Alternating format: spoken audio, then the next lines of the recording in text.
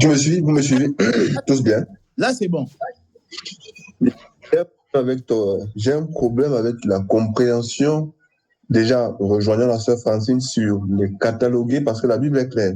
Oui. Elle ne s'arrête pas à dire que c'est le premier miracle, mais c'est le premier miracle de Cana en Galilée. Oui. Donc, le thème le plus important, quand tu dis cataloguer par rapport à quoi? Comme je t'ai dit, par rapport aux dates d'anniversaire, par rapport au lieu, ou même si tu veux dire cataloguer, tu dois dire irrespectivement du lieu et de la date. Donc, pour enlever que ne regardez pas la partie que c'était en Cana, c'était aussi parce qu'on a Cana, on a Jérusalem, on a plusieurs villes où Jésus-Christ a fait des miracles. Mais je crois que la sœur Francine voulait seulement faire comprendre qu'on ne connaît pas qu'est-ce qui était le premier miracle de tous les miracles qu'il a fait. Voilà pourquoi elle a même avec le mot catalogué. De tous les miracles que Jésus-Christ a fait, de tout dans la Galilée, partout il est passé, on ne connaît pas. La Bible ne nous dit pas quel est le premier. Mais on s'arrête quand même pour nous dire que le premier miracle à Cana de Galilée, c'était les eaux changées en vin. C'est ce truc-là que on vient de voir aujourd'hui par la grâce de Dieu. Et maintenant, moi, j'ai un problème lorsque tu dis que ils n'ont pas bu. Luc parle, il dit on ne prend pas du vieux vin pour le mettre dans des vieilles, du nouveau vin pour le mettre dans des vieilles eaux, sinon elles rompent. Mais si je t'amène là-bas, je t'amène au niveau de Jésus-Christ, on dit que c'était des tonneaux, c'était des réservoirs en pierre. Mais cette pierre était bien ancienne. Jésus-Christ ne peut donc pas déroger à ce que Luc a dit. Il ne peut donc pas prendre du nouveau vin et le mettre dans ces ouches-là, sinon elles vont rompre. La logique est simple, non? Si Jésus-Christ a mis dans ces outres-là du nouveau, elles doivent rompre.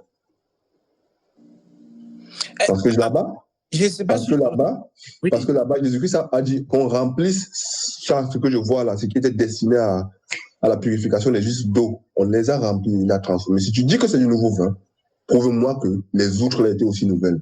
Sinon, la prédication est un peu à déni. Prouve-moi aussi que les outres étaient nouvelles. Parce que les outres, moi, je tiens pour vrai qu'elles étaient anciennes. Jésus-Christ ne peut donc pas prendre de l'ancien vin, même comme je crois que c'est du nouveau vin, mais il ne peut pas prendre de l'ancien vin pour le mettre dans les autres vieilles, sinon elles rompent d'après ce que Luc a dit. On ne prend pas. Et ensuite, j'aimerais que tu répondes pour la meilleure compréhension des internautes. Pourquoi est-ce que on utilise seulement le raisin pour faire allusion au sang? On a la grenade qui est aussi rouge. On a la pastèque qui donne aussi du jus rouge. On peut aussi les fermenter et avoir du vin. C'est aussi le sang de ces animaux-là. Mais pourquoi la Bible s'attarde seulement sur le raisin pour dire que c'est cet aliment que Dieu a choisi parmi tous les aliments qui existent sur la terre, en dehors de la pastèque, en dehors de la grenade, en dehors de tous ces fruits rouges à sève rouge, il n'a que porté son regard sur le raisin. Il a dit, toi, on se rappelle aussi de celui qui a dit, on a envoyé l'arbre, ils se sont mis à se prononcer, il dit, viens et règne sur nous. On a vu ce que l'olivier a dit, on a vu, parce qu'on a choisi aussi l'olive. Dieu a choisi l'olive, il a choisi le raisin, parce qu'avant de nous dire ça comme ça, quelqu'un aussi, du point, je pourrais venir te demander, la grenade aussi produit un vin rouge. Pourquoi seulement le raisin? Ok, d'accord. Bon, par rapport déjà à cataloguer, je pense que moi j'ai compris ça en français, je l'ai très bien compris. Et je répète encore, cataloguer, c'est que les miracles qui ont été énumérés, tu vois. Donc, qu'on a dénombré en fait, tu vois, c'est-à-dire numération, qu'on a fait la numération. Je pense que jusque-là, ça va, non? Parce que, ah, ok, là, c'est bon, ok. Dans les miracles qu'on a énumérés, c'était ça. On n'ignore pas, il y a eu beaucoup de miracles. Et l'autre question, c'est par rapport à... Bon, tu as dit beaucoup. C'est par rapport aux outres. Aux outres, oui. Les outres, oui. Les vieux, déjà, je ne crois pas que les gens de la fête n'ont pas bu. Pas parce qu'on n'a pas dit qu'ils n'ont pas bu, Ok. Parce que Luc a dit qu'ils ont goûté le vin ancien. Qui a goûté le vin ancien? La Bible ne nous dit pas qui, ce n'était pas les gens de Génos. À part s'il y a une concordance entre ce que Luc a dit, ce que Luc a dit et ce que l'autre a dit là, ce que Jésus-Christ a fait. Donc, j'ai bien dit. Moi, je ne vois pas. Les invités n'ont pas bu le vin. La Bible oui, quand tu dis ça, moi, je ne suis pas totalement d'accord parce que ça ne veut pas dire que lorsque l'ordonnateur a appelé qu'on garde le meilleur vin. Et ensuite, le meilleur vin, c'est quoi, d'abord? Parce que la nature nous enseigne que c'est quand le vin, il se bonifie, c'est-à-dire il passe plus de temps, qu'il est meilleur. Mais tu ne crois C'est pas ça. que Jésus pouvait faire directement un meilleur vin, directement, par cette transformation? Jésus-Christ ne peut pas dérouter à la nature. Il ne peut pas dérouter à la nature. Dans ce cas-là, c'est quoi alors que tu appelles les miracles? Dans ce cas-là, il faut nous donner la définition. Oui, il fait son miracle, mais il doit respecter l'ordre qu'il a établi. Je suis d'accord avec les miracles, mais il doit respecter l'ordre qu'il a établi. Est-ce que les miracles sont naturels, frère Naom? Je ne prouve pas que les miracles sont naturels, mais le fait d'avoir transformé l'eau en du... On n'a pas dit l'ancien vin. Je suis encore sur le français là. On n'a pas dit l'ancien vin. On a dit du bon vin. Et la nature nous enseigne que pour avoir du bon vin, on le garde. Même les gens ont témoigné qu'on le garde. Hey, frère Joachim, frère Naom, je sais très bien. Mais il faut déjà comprendre que les miracles sont naturels. Donc, il peut ou n'est pas, c'est lui le maître, tu vois. Donc, il faut déjà se mettre d'accord que si Jésus peut produire directement les bons vins, sans pour autant passer du temps, tout ça. Je suis d'accord. Mais était-il vieux ou nouveau? Oui, j'ai expliqué aussi l'esprit de cette histoire-là. Je crois que j'ai expliqué quand j'évoquais mon air n'est pas encore arrivé, tout ça. Et tu as remarqué que j'ai insisté que le verset 6, je n'ai pas touché. Le verset 6, c'est là on parle de 6 vases de pierre, tu vois. J'ai dit ça, pendant la prédication, j'ai dit que ça nous prend du temps. Et j'ai passé au verset 9, tu vois, parce que j'ai dit ce n'est que la première partie. Et je savais qu'il y aurait des questions, tu vois. Et par rapport à ce que tu as dit là, on ne met pas du nouveau vin dans les vieilles outres. Bon, lui qui en parle, mais moi, je comptais le toucher dans Matthieu 9, verset 17, tu vois. Là aussi, on en parle, qu'on ne met pas du vieux vin dans les nouveaux outres. Mais est-ce que, quand on parle de ça, est-ce qu'on voyait vraiment la scène là Est-ce que d'abord, dans les 6 vases là, Jésus n'a pas mis du vin? Je suis quand même d'accord. Jésus n'a pas mis du nouveau vin dans ces vieilles outres-là. Non. Il a fait la transformation. Je ne sais pas si vous voyez la nuance. Frère Joachim, je ne sais pas si vous voyez la nuance. Ouais, il a dit aux serviteurs, remplissez les dos. Et lui, ensuite, a fait la transformation au vin. La transformation, ce n'est pas que Jésus a pris du vin nouveau, il a versé dans les vieilles outres. Je crois qu'il y a eu ça. Mais maintenant, comment? C'est tout à fait, exact. Ok, d'accord. Je crois qu'il y a encore une autre question. Rappelle mon frère Naom. Oui, cela ne répond pas à ce que le vin est meilleur lorsqu'il est vieux. Cela ne répond pas toujours à la question du vin qui est meilleur quand il est vieux, comme je le disais, et qui, voilà, que c'est, même si Jésus-Christ les a transformés, il a transformé en quelle nature? Moi, c'est ça ma question. Les versets là, je suis dans le verset 9. Quand l'ordonnateur ne dirait pas y goûter l'eau changée en vin, mais ça, venez ces vins, tandis que le serviteur qui avait puisé de l'eau savait. Il appela l'époux. Il dit que tout homme sert d'abord du bon vin, puis les moins. Amen. Donc, on explique directement que le vin qui était là était moins bon. Et ce que Jésus l'a donné, c'est du bon. Regarde, tout homme sert d'abord le bon vin, puis les moins bons après qu'on a, la d'autres versions dit après qu'on s'est enivré. Mais il dit quoi? Mais toi, tu as gardé les bons vins jusqu'à présent.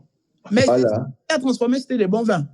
Je suis d'accord avec ça, mais tu ne peux pas venir donc sur cette base nous dire que ce vin était nouveau, parce que la nature va te contredire. Il ne faut pas contredire avec la nature. La nature dit que le vin est meilleur lorsqu'il dure. Par rapport à l'esprit, il y a une écriture qui dit une alliance bien meilleure.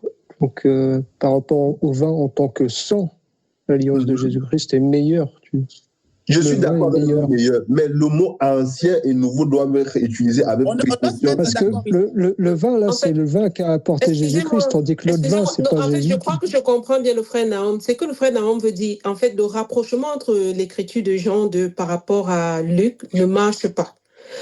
La transformation de ce vin, oui, on comprend que c'est le miracle. Ça peut être plus ancien que le vin qui était déjà là.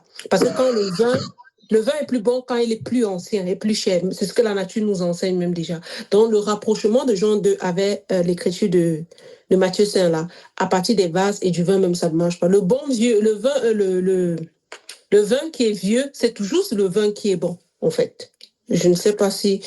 Je reviens pour dire ceci. Hein. Là, je suis d'accord par rapport à la nature, mais là, la Bible est claire que le vin que Jésus a apporté... Oui, je vais te donner la parole, frère Serge. La Bible est claire que c'était le bon vin. Et il faut bien comprendre la portée spirituelle aussi. Voilà pourquoi je suis monté, je suis descendu. Je suis monté, j'ai fait un mouvement de l'échelle de Jacob là. Hein? Il faut monter et descendre. Nouveau par rapport à quoi? Par rapport à la circonstance ou nouveau par rapport à ce que ça vient de on l'a procédé, on dit procédé ou non processé depuis longtemps. Ok, d'accord. Parce que le vin peut être bon. Et je te rapporte, et je te dis, comme tu as bu l'ancien, c'est-à-dire l'ancien par rapport à l'événement, on t'a apporté des vins là, l'ancien était moins bon. Tiens le nouveau. Par rapport à l'événement, voilà pourquoi, quand vous sortez, je dis, bon, on va où finalement? On va où? Le nouveau par rapport à quoi et par rapport à quoi? Je réitère, je dis ceci, hein, que le vin que Jésus a apporté, de un d'abord, c'était un vin nouveau par rapport au vin qui était déjà là. Le vin là qui était là était ancien par rapport à leur existence. Déjà, les vins étaient là, mais les vins étaient insuffisants, prêts à disparaître. On a expliqué que ce qui est ancien est prêt à disparaître. Hébreux 8, verset 13. C'était d'abord nouveau par rapport au vin, parce que ça trouvait un vin qui était déjà là. Par rapport à ça, lui, il est nouveau. Et il était aussi bon. Ce n'est pas frère Ola qui l'a dit. C'est l'ordonnateur qui avait goûté. Ce n'est pas les frères Naoum qui avaient goûté, ni moi, ni les frères Joachim. L'ordonnateur qui avait goûté, il nous a dit que le vin là était bon. Bon par rapport à quoi? Parce qu'il avait goûté aussi les vieux vins qui étaient prêts à disparaître. Donc, il était aussi bon en même temps. Et j'ai dit que n'oublions pas aussi la portée spirituelle que j'ai expliquée, et sachant que je n'ai pas fini, l'enseignement n'est pas fini, on a arrêté pour aujourd'hui, mais l'enseignement... Oui, bon, tu rejoins ce que je dis, tu précises bien, mais tu circoncis ta pensée en disant que ce vin qui était prêt à disparaître, c'est parce qu'il était là avant le vin que Jésus-Christ a. C'est une question de date. Ce n'est pas une question de procédé. On n'a pas procédé ce vin-là dans des années-lumière. Si c'est dans le processus de manufacture du vin, là, on n'est pas du tout d'accord. Mais si c'est par rapport à la circonstance qu'on regarde cette écriture... Ah oui, je crois que tout le monde avait compris, frère Naoum. C'est par rapport à ça, frère est très méticuleux, hein? Ouais, il est très méticuleux. Il veille sur chaque chose. Mais bon, voilà. Oui, c'est ce qu'on a dit. Donc, c'était bon et c'était aussi nouveau. Et on a expliqué aussi la corrélation avec les spirituels aussi. On a expliqué ça. Oui, tu disais? Il y avait le frère... Oui, frère, pardon, vas-y. Le frère Serge et le frère Joachim qui voulaient parler. Et maman même réagit. Oui, frère Serge, vas-y. Frère Serge. Ouais, au fait, moi, en fait, bon, j'ai compris des questions des frères, quoi. C'est pour cela, donc, il y a d'autres trucs, il y a d'autres versets, il y a d'autres explications. Il faut directement les ramener vers la prophétie, quoi, et la révélation, quoi. C'est plus rapide, parce que si on reste dans les textes, c'est vrai qu'il y aura trop de questions, il y aura trop d'embrouilles, quoi. Mais quand on va vers la prophétie, la révélation, on trouve directement la réponse, quoi. Je crois que je crois que ça a été répondu. On s'est mis d'accord que quand on parlait des nouveaux là, c'est par rapport à la date, tout ça, c'était par rapport à ça. C'était par rapport à ça. Il y a un vin nouveau qui est apparu et c'est ça aussi. Et par rapport au raisin aussi, ben, Jésus